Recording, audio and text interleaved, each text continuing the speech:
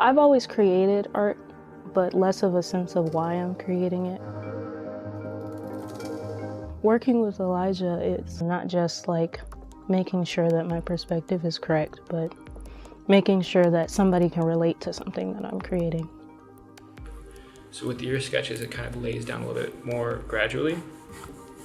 More like that, more like a regular car. But I think this angle here is really going to help your truck feeling in the rear. Design can't be done in a vacuum, right? It has to be about each other. It has to be about people. It has to be revolving around life. It all comes back to the person who's supposed to use it. It always comes back to their life. It always comes back to their story. Cars are a unique marriage of the technical and the sculptural, the emotional and the rational, and it can't just be one. This summer I designed a vehicle that was for a guy who had a family, but he was still into like sports cars. So I centered a vehicle around that, and I wanted the feeling of, hey, I can still enjoy something as far as luxurious wise, but still have the aspect of I'm keeping my family safe. Art can sometimes be misinterpreted as a pastime, as a hobby.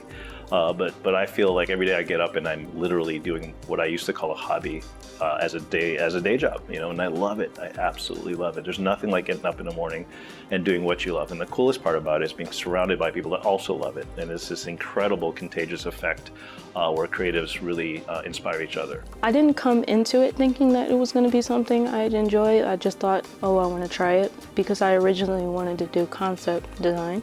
And I had that down packed, but I couldn't draw a vehicle. So I was like, maybe I should try this. And then I actually enjoyed it, and they had showed us different careers in it. So I was like, this is what I want to do more. So that's how I kind of got into it.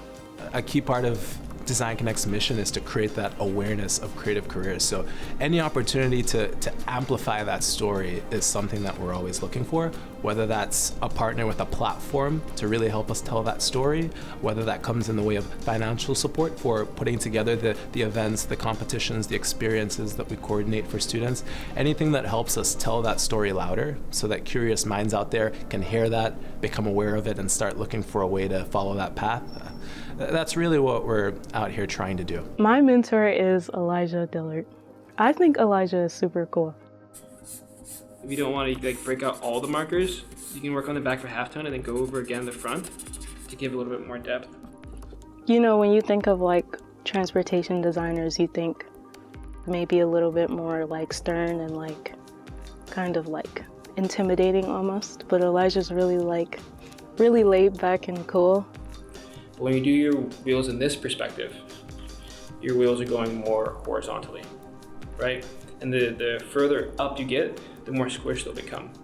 To be a creative, it's about having a voice.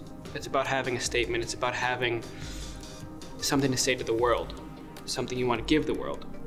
And to give Imani, another designer, anyone, a voice to do that, and the skills they need to execute and bring their ideas into life and improve upon what they see, I think that's the story. I think that's the mission, if you will.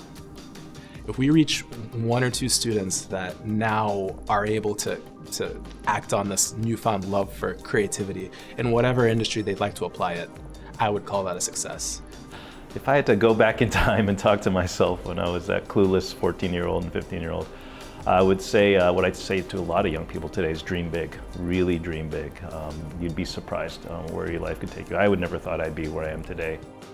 When you're a kid, people are like, you don't know what you want to do. It's just a little thing or a hobby. But I said what I wanted, and they said, okay, let's make it happen. And I really appreciate it, being taken seriously for what I wanted to do. That's how I wanted to answer that question.